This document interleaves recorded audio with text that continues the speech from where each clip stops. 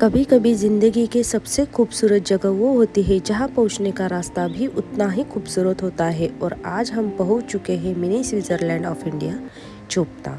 सुबह की ठंडी हवा, पहाड़ के घुमावदार रास्ते, हर मोड़ पर बदलते नज़ारे, हर किलोमीटर हमें प्रकृति और करीब ले जा रहे हैं।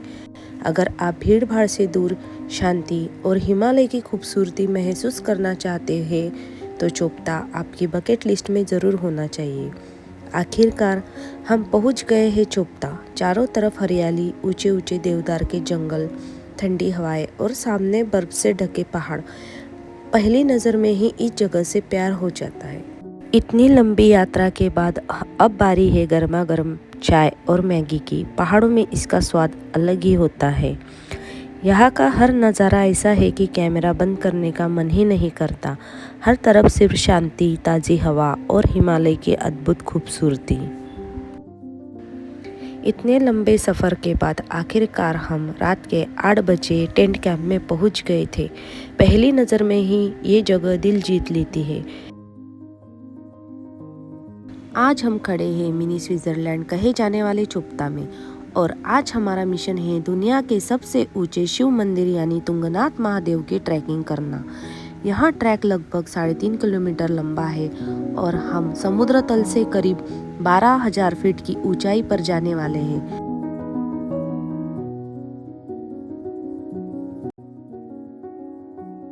तो अभी आवा है हमारा टी ब्रेक। थोड़ी देर कुछ खा पी के, चाय वगैरह पी के हम लोग निकलेंगे।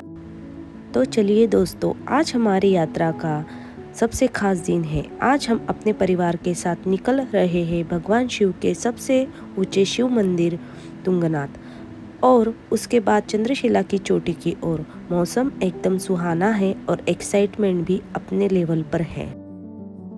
ट्रैक की शुरुआत होते ही आपको समझ आ जाएगा कि पहाड़ों की चढ़ाई किसे कहते हैं।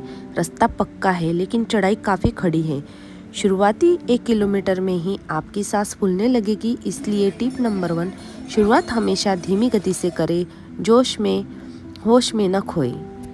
आखिरकार परिवार के साथ की गई यात्रा की यादें ही सबसे खास होती है। दोस्तों, चढ़ाई शुरू हो चुकी है। रास्ता पक्का बना हुआ है लेकिन ढलान काफ़ी खड़ी है। हवा में ऑक्सीजन थोड़ी कम होने लगी है, इसलिए हम लोग धीरे धीरे पानी पीते हुए आगे बढ़ रहे हैं। लेकिन आसपास का नज़ारा देखकर सारी थकान गायब हो जा रही है। देखिए दोस्तों, चारों तरफ हरियाली, देवदार के जंगल और दूर दूर तक फैले हिमालय के पहाड़। थोड़ी देर चलने के बाद अब एक छोटी सी चाय ब्रेक बनती है। पहाड़ों में गर्मा गर्म चाय और पकोड़े का स्वाद ही अलग होता है। थोड़ी एनर्जी मिली और अब हम फिर से निकलते हैं मंजिल की ओर। हर हर महादेव। अब देखो, अब फॉग कम हो गया, लेकिन ऊपर है अभी भी। इस ट्रैक की खूबसूरती शब्दों में बयां करना मुश्किल है। रास्ते में पूरी तरह से स्टोन है, इसलिए शुरुआत में आराम से ट्रैक कर सकते हैं। बस अपनी स्पीड मेंटेन रखिए और बीच बीच में व्यू का मज़ा लीजिए।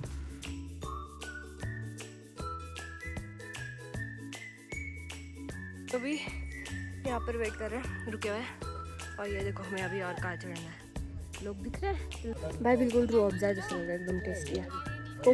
कोकम सारखं वाटतंय रू अफ़ज़ा। तो दोस्तों, यह है हमारी तुंगनाथ की ट्रैकिंग। अगर आप यहाँ आ रहे हैं तो अच्छे ग्रिप वाले जूते, एक वाटर प्रूफ जैकेट और एक वॉकिंग स्टिक ज़रूर साथ रखिए। यह ट्रैक सिर्फ शारीरिक परीक्षा नहीं है, यह एक आत्मिक अनुभव है। जितना ऊपर हम चढ़ते जा रहे हैं उतना ही हिमालय अपनी असली शान दिखा रहा है। हर मोड़ पर कैमरा रुक जाता है और दिल बस इसी नज़ारे को देखते रहना चाहता तो है। अभी हमारा इतना हो गया है, बस इतना बाकी है। यहाँ से जी तो बैग देखो वो कैसी पड़ी है उधर। ये लोग इतने पीछे रुक कर पता नहीं क्या खाने के लिए लिया, चने ककड़ी डाली है। ये मेरी मम्मी आराम से आते हैं। ये रे चने खा, आजा चने खा घोड़े।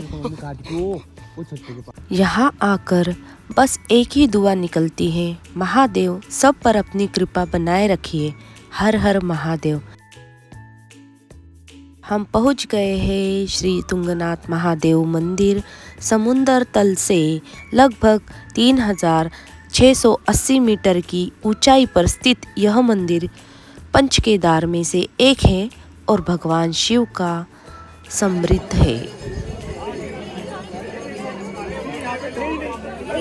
मंदिर के सामने खड़े होते ही जो शांति और भक्ति का एहसास होता है उससे शब्दों में बताना मुश्किल है। महादेव जी के दर्शन के बाद हमने दर्शन किए काल भैरव जी के, जिनके दर्शन के बिना यह यात्रा अधूरी मानी जाती है। हर हर महादेव दोस्तों, तुंगनाथ महादेव के दिव्य दर्शन के बाद अब वक्त है इस सफ़र के सबसे बड़े और सबसे खूबसूरत एडवेंचर का। मेरे ठीक पीछे जो आप खड़ी चढ़ाई देख रहे हैं, यह रास्ता है चंद्रशिला चोटी की तरफ। हम लगभग 12,000 फीट की ऊंचाई पर हैं और यहाँ से हमें जाना है 13,000 की फीट से भी ज़्यादा ऊंचाई पर। ऑक्सीजन कम है, रास्ता बेहद संकरा है, लेकिन हौसला बुलंद है। दोस्तों, चंद्रशिला का यह 1.5 किलोमीटर का ट्रैक भले ही छोटा लगे, लेकिन यह अच्छों की परीक्षा ले लेता है। यहाँ कोई पक्का रास्ता नहीं है, सिर्फ टेढ़े मेढ़े पत्थर है। हर एक कदम सोच समझकर रखना पड़ता है।